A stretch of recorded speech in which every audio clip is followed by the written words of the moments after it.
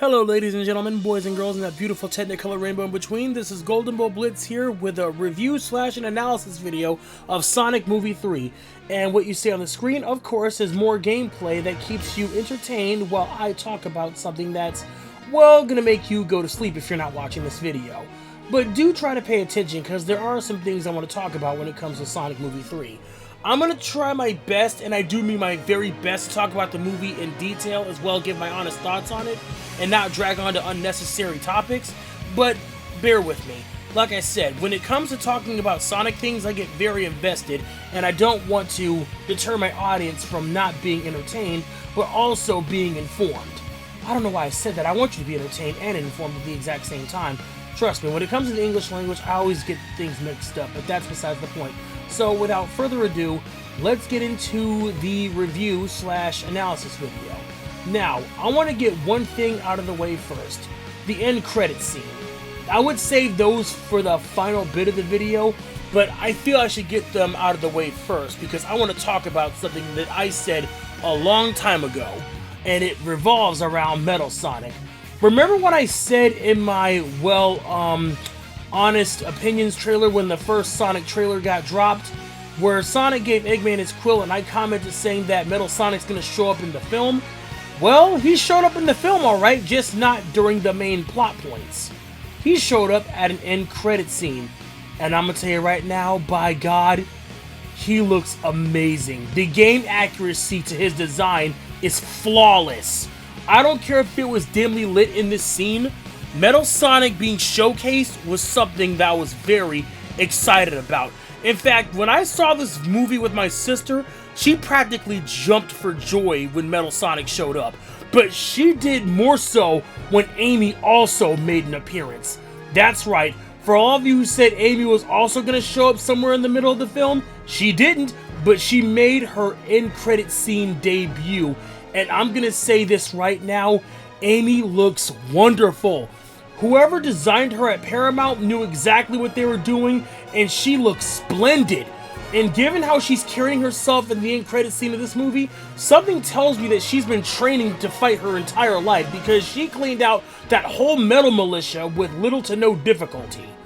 And yeah, Amy throughout the entirety of Sonic series has been said to be very strong and very powerful, but I'm glad the movie did her justice here as well, by showing that she's not a slouch, but she can actually carry her own weight in a fight. So yes, thank you people at Paramount for designing Amy and Metal Sonic with the utmost justice these two could have received. And since it was their year, either this year or last year, since they showed up in CD together, it was only fitting that they showed up in the end credit scene together as well. But I'm still a little bit upset that my boy Metal got jobbed just to show how strong Amy was, but hey, complaints were thrown out the window as soon as I saw both of them on the screen together. Okay, now that that's out of the way, let's talk about the plot of the movie. The plot of the movie is basically Sonic Adventure 2, but with a few things added to it. For instance, Shadow's origin story is completely remixed. From what we discovered in Shadow the Hedgehog, where it was revealed that Black Doom gave Gerald Robotnik access to Black Arm DNA, well, via his, and imbuing it with chaos energy, thus creating the ultimate life form, we see that Shadow actually came from a meteorite from a distant world 50 years ago, and I do believe they said it was either Oklahoma or Minnesota. I can't really recall when. I gotta rewatch that scene to find out when it happened. But yeah, Shadow's origin story, it's let's just say it's a new addition to the movieverse, and I actually welcome it. If anything, I can get behind this origin story where Shadow's an alien from a different world instead of being cloned from Black Doom's DNA. And hell, in the movie, Shadow's raw chaos energy is so powerful that it even puts Knuckles' control over the Chaos Emeralds and, well, the Chaos Force, if there's such a thing in this movie, to shame.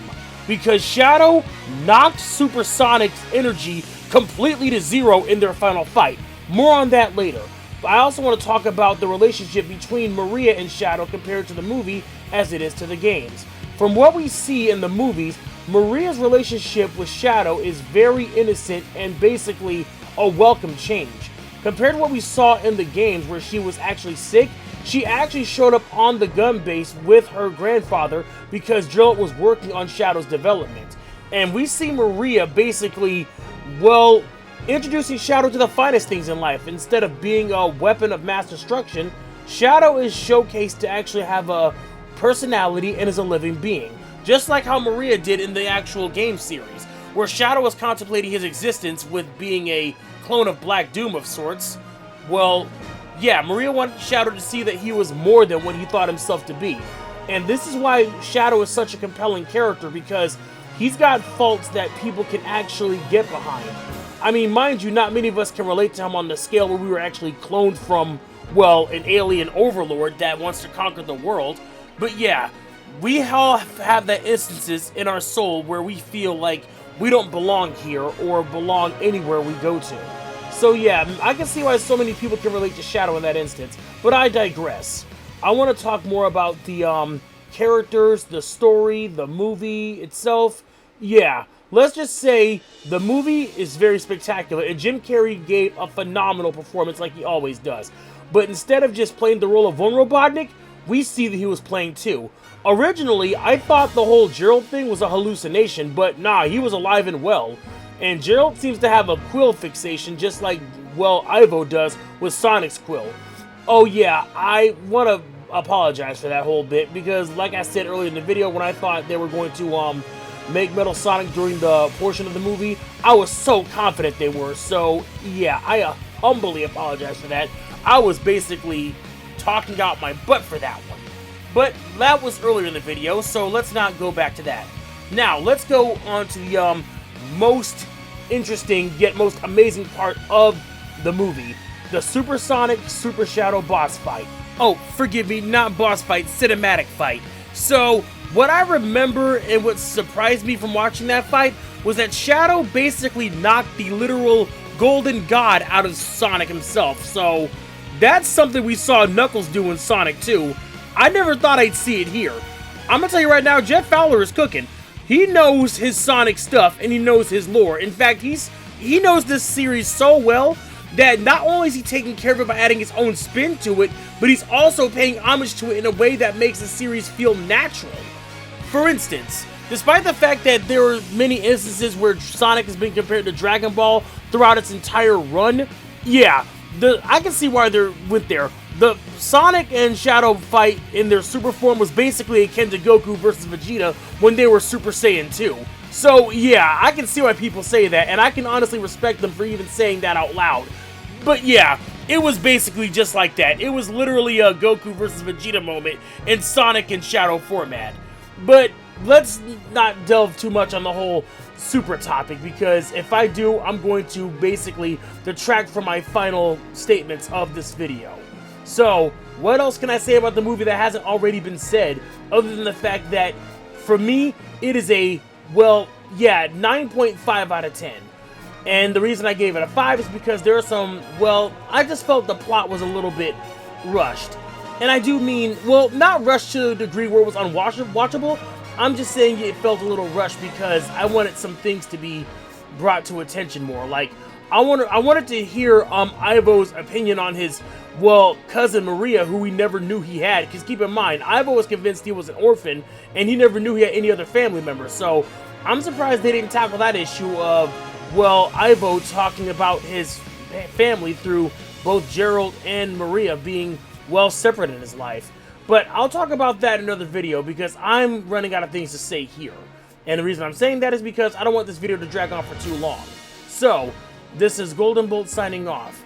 Stay safe, stay healthy, and remember, hugs, not drugs. Oh, and before I forget, Happy New Year, everybody. I know it's not exactly New Year's Day yet, but it's technically, well, not even New Year's Eve, but it's getting close. But yeah, Happy New Year's, and enjoy the rest of your day, as well as enjoy the rest of this final fight between Neo Devil Doom. Choose.